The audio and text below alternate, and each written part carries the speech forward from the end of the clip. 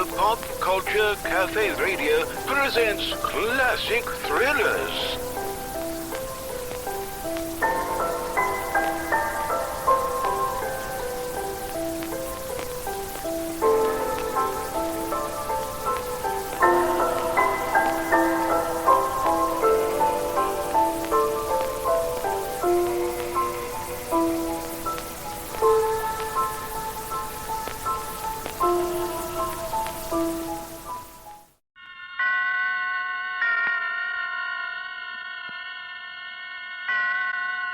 Roma Wines present Suspense.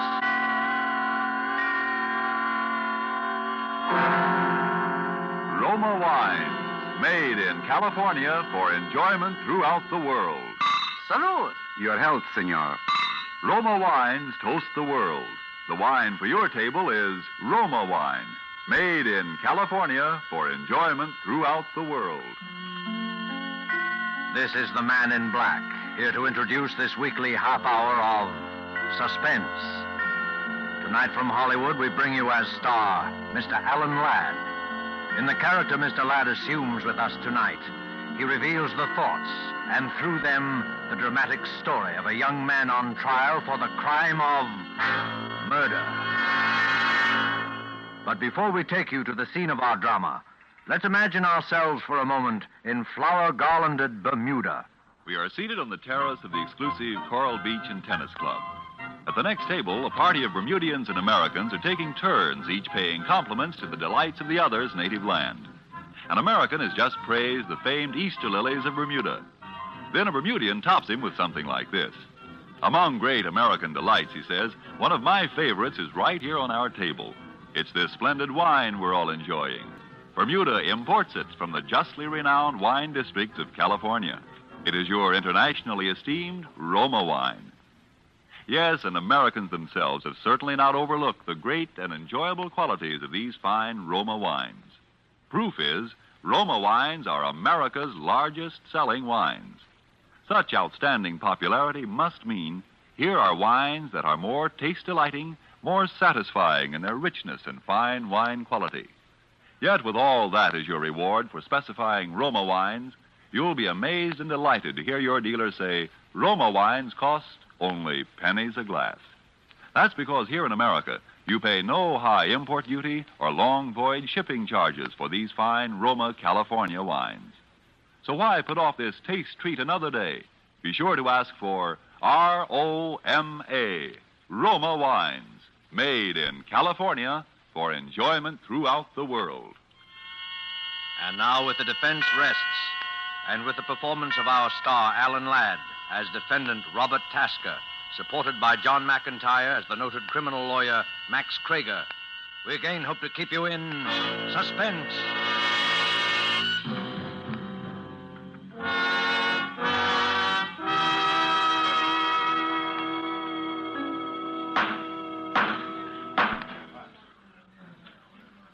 The People versus Robert Tasker. The defendant charged under the indictment with murder in the first degree. Is counsel for the defense prepared to proceed? I am, Your Honor. Very well, Mr. Krager.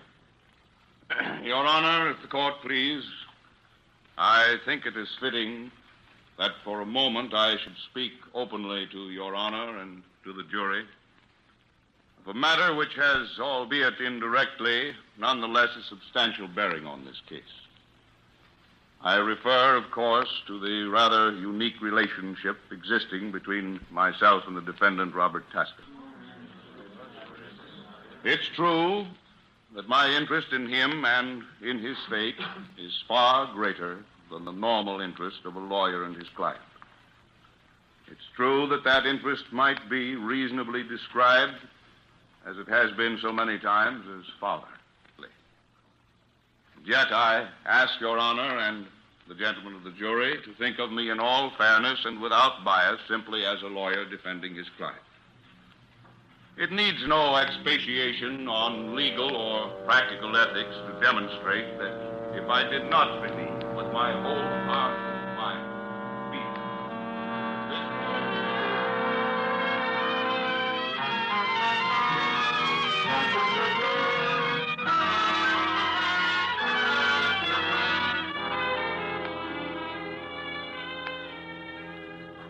My name is Robert Tasker. I'm sitting in a courtroom on trial for murder. As Mr. Krieger, my lawyer, stands there now, telling the judge and the jury about me and about him, I can't help thinking that if it weren't for him, I wouldn't be here today. And thinking what irony it is, too.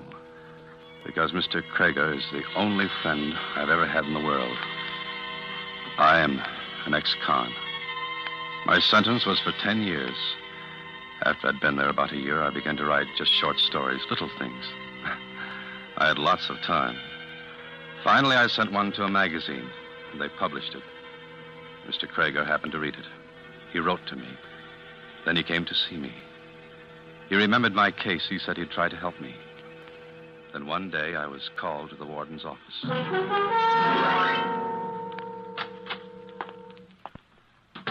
Hello, Robert. Hello, Mr. Krieger. Robert, I've got some good news for you. I've got your parole. You're free. Well, you happy? Sure, it's just that I still don't quite believe it. It's official, Tasker. Here are your papers. Papers. That'll make everything easy, won't it? Passport to a brilliant future. Ex-con.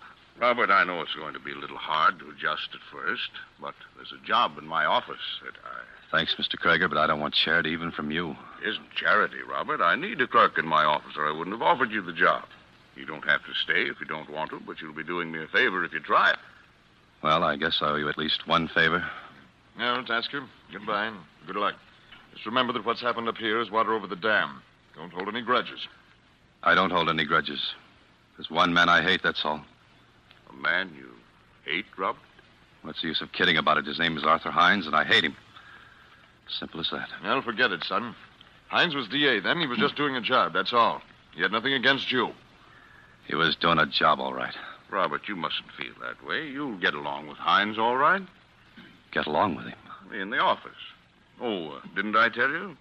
Arthur Hines is my new partner. Well, it certainly threw me for a second to hear I was going to be working side by side with that. Well, I figured they were right, and I shouldn't hold grudges, and I made up my mind to play ball. The work wasn't hard, and I was able to do some writing on the side. Mr. Krieger always encouraged me in that. And Peggy helped me a lot, too. She helped me to believe in myself. All that time, I never saw Mr. Hines. He was out of town or something. And then one day he came back.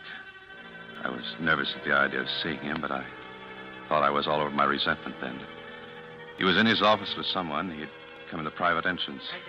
I was out in the anteroom with Peggy by the switchboard when I heard the commotion. Don't you understand the English language? No. You're a liar. Now, you get out of here. Get out. Don't give me that, Hines. You've either got it or you know who has. I don't know anything about it. I don't want to know. Don't you think I got enough trouble nowadays keeping mugs like you out of the pen without being defensed for what you stole? Now, you get out of my office and stay out. Okay, but I'll be back. $50,000 is a lot of money. Huh. What do you want? Why, Robert works here, Mr. Hines. my name's Robert Tasker. Did Mr. Krieger tell you about me? I knew I'd seen you before. You're that punk kid I sent up to San Quentin. Was for 10 years. What do you mean you're working here? Well, Mr. Krieger got me out. He gave me a job. Job of what? Snooping outside my office? Oh, I wasn't... Don't talk back to me, you dirty little jail rat. Why, you... Robert, don't. Let me go. Well, what's the trouble here? Robert. Let me go. Stop it. Calm down, calm down. What's the matter? What's the idea of bringing this kid into the office, Max? Isn't it bad enough to have to work with criminals all day without... Robert's not a criminal. He's here because I want him to be here. Because I believe in him and trust him. Oh, yeah?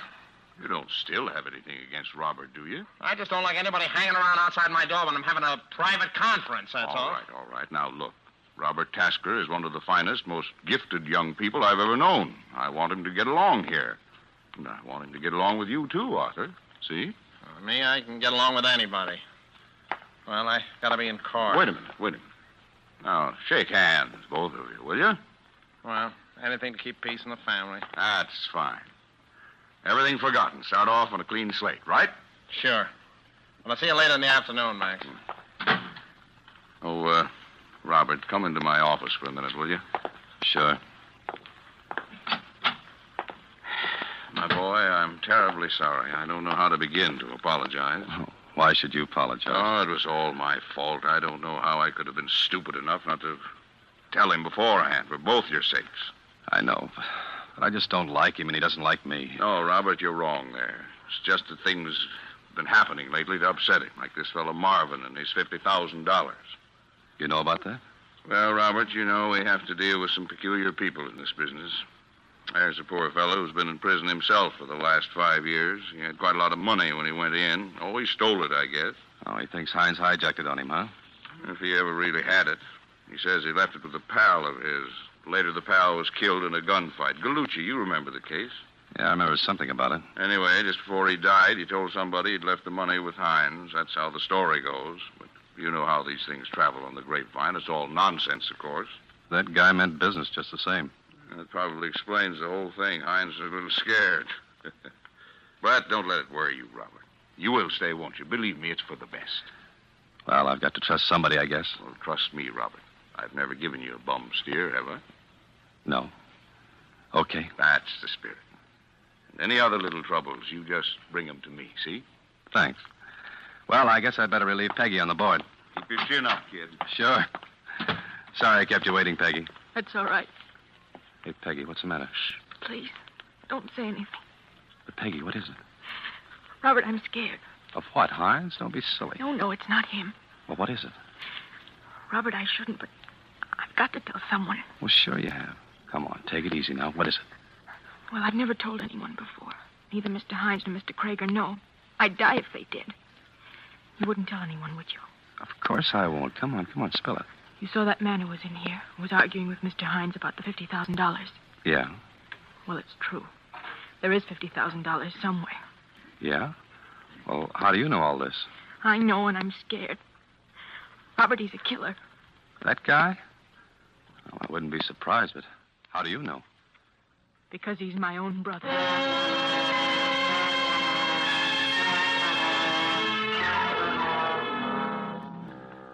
I had a hunch till I'm out of there right then. I knew something was going to happen. But I hated to run out on Peggy when she was in jam and might need help. And I didn't want to let Mr. Krager down either. So I stayed. Then one day, about 2 weeks later, it came. I hadn't had any more trouble with Hines. He was out of town most of the time anyway. He was still out of town that day. The day that he died.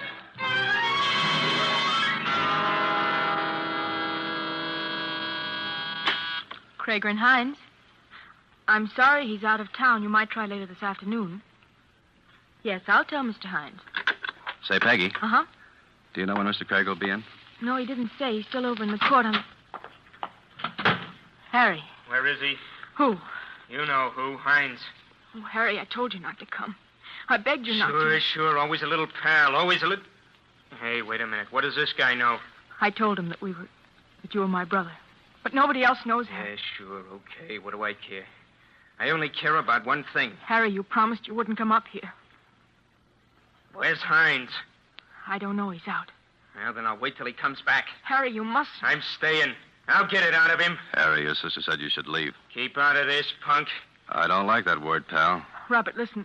Will you watch the board for a few minutes? Sure. It's lunchtime anyway. Harry, I've got some things I want to talk over with you, privately. Yeah? What things? About Hines and you know. Come on, we'll go downstairs to the grill in the lobby. You wouldn't be trying to ease me out of here, would you? No, honest.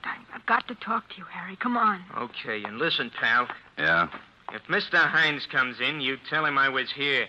And tell him he better come across or else. Is that all? That's enough, isn't it? He'll know what I mean. Plenty. Sure.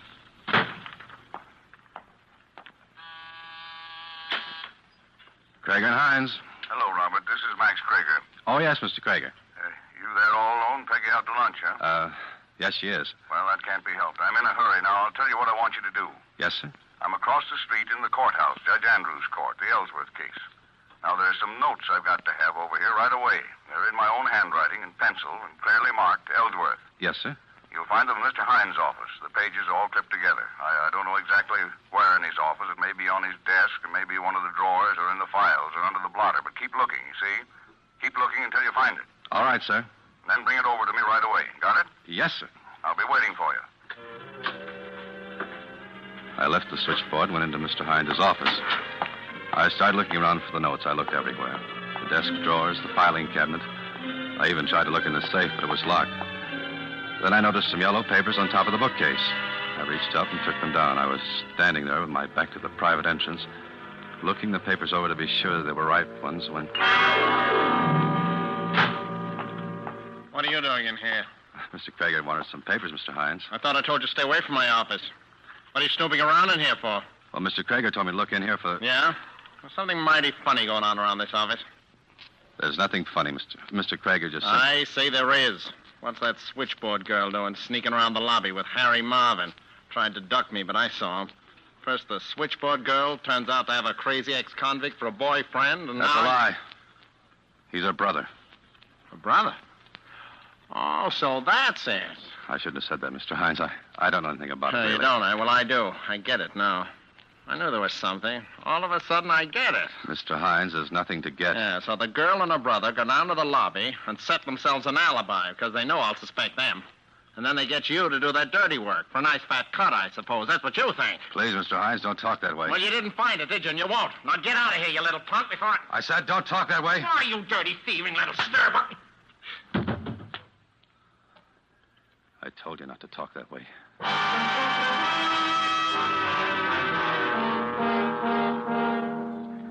He fell and just lay there. For a minute, I didn't know what to do. And I knew I'd have to tell Mr. Krieger. I knew I was all washed up there anyway. I couldn't very well expect even a man like Mr. Krieger to choose between his law partner and me. And I couldn't stay in the same office with Mr. Hines after what had happened. But somehow I wanted to tell Mr. Krieger myself before anyone else did. I went out to the switchboard and dialed the courthouse number.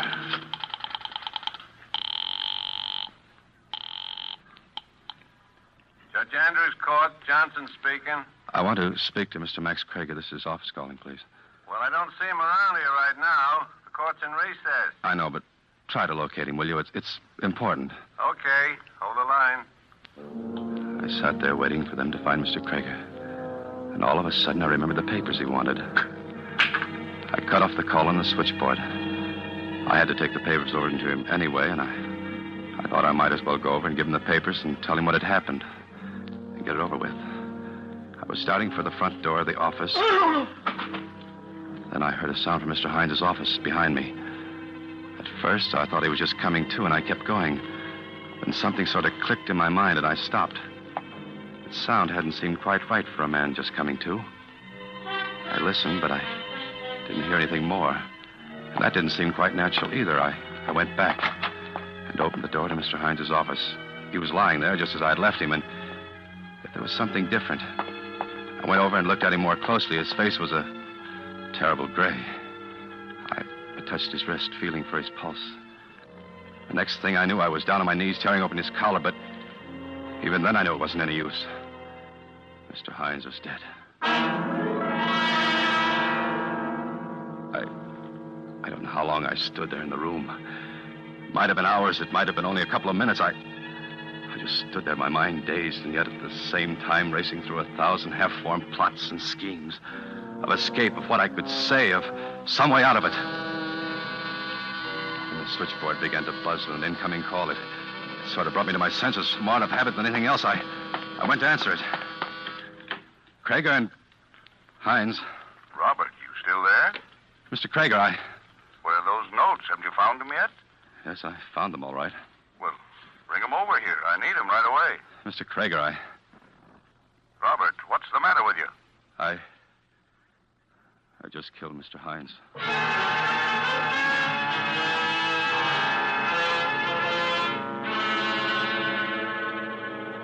You're just making it hard for yourself, Tasker. I've told you what happened. In a pig's eye you have. Well, I don't have to talk if I don't want to. Oh, no? I'm waiting for Mr. Krieger. I told you that. Krieger, what do you think he's going to do for you?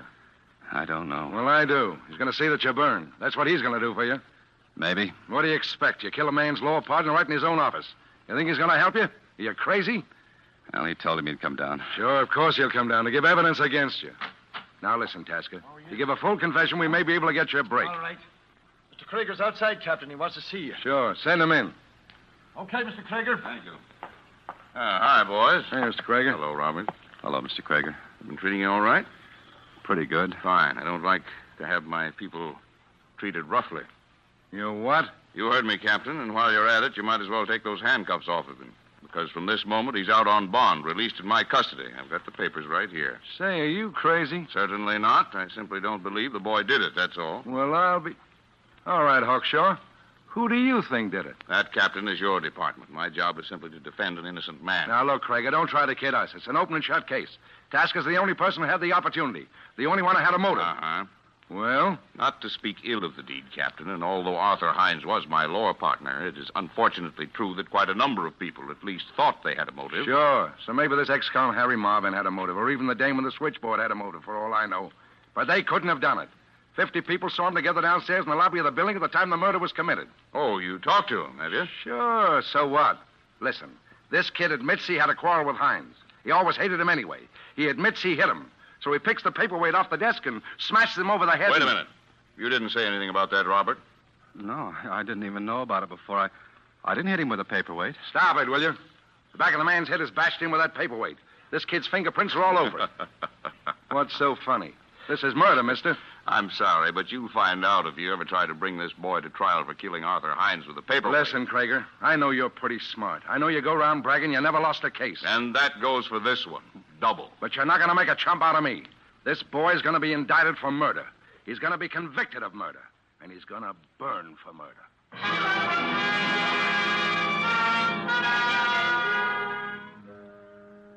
Indicted, convicted, burned. 3 promises. And the first one's already happened. The second one, well, even I can see we don't stand much chance. And the third one, well, I just try not to think about it. There's Mr. Krager up before that jury, acting as though it was an absolute certainty that I'd be cleared, pleading for me as though I were the only guy in the world. Because, well, that's the kind of a man he is.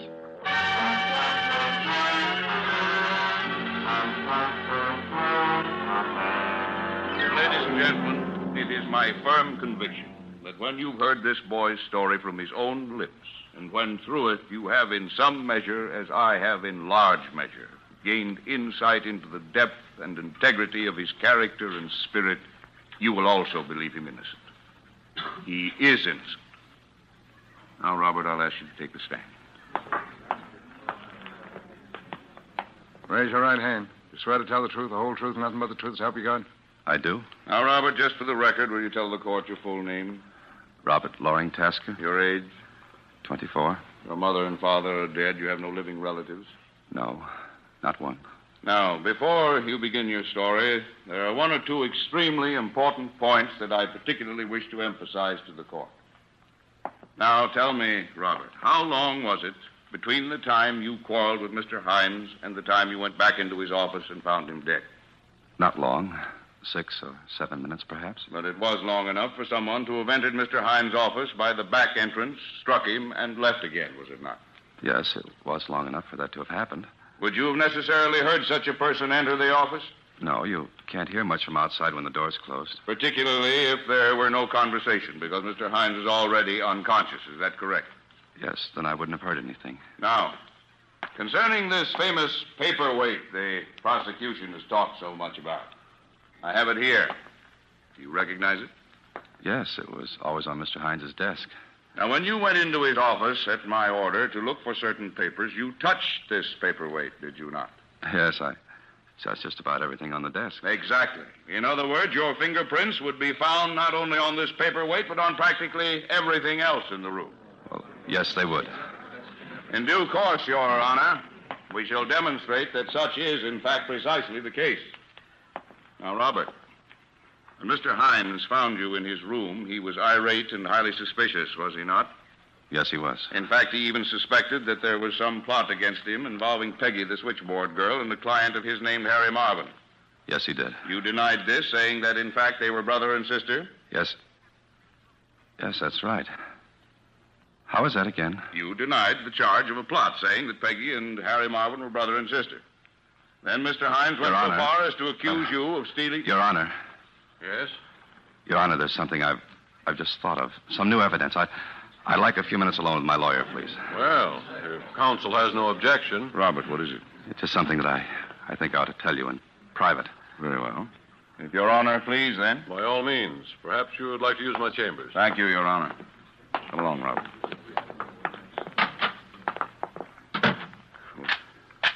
Well, you didn't have to lock the door, Robert.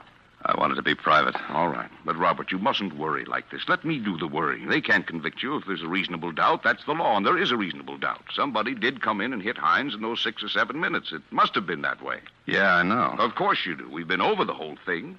Now, let's go back into that courtroom. Mr. Krager, there's something I haven't told you. Something you haven't told me? What? Oh, it's a little thing, but it's kind of important because it's something I never told anyone. Well, what is it? I never told anyone that Peggy was Harry Marvin's sister, except Mr. Hines, by mistake. And he's dead. Well, now, Robert, don't you think that's a little trivial to be... No, because you know about it. You just said so in the courtroom. Well, There's only one way you could have found out.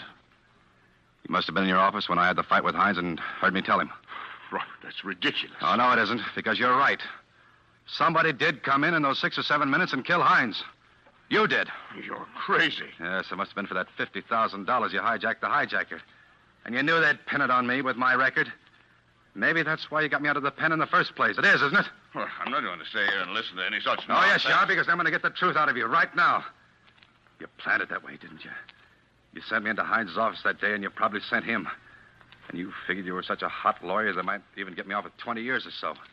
To ease your dirty conscience, didn't you? Talk, Krager. You won't get anywhere using violence with me. No? Talk! Now, wait a minute. Even if I did confess, it wouldn't hold up as evidence. Talk! Listen. Don't. Listen. We'll postpone the trial. I can get you out of the country. I'll give you money. That's all I wanted to know. Talk! No, don't. You did it, didn't you? You killed him. Don't. That's where you were when I phoned you at court, and they could find you, weren't you? You were killing Hines, weren't you? Yes, I did it. I killed him. Okay. I guess we can unlock the door now. What's going on? Grab him. He's crazy. He attacked me. So I gather. He even accused me of murder. Yes, I heard him. Tell me, Krager, where were you when this boy phoned you here at court? When they couldn't find you? Yeah, why? As a matter of fact, I was right here, right in this very room. I had some work to do. I wanted privacy. Your court was in recess. You were out of town. Yes, I know. But there's something you don't know. Hey, what? On the day of the murder, the floor of this room was being repainted. And the paint, Mr. Krager, was quite wet. Your Honor, the defense rests.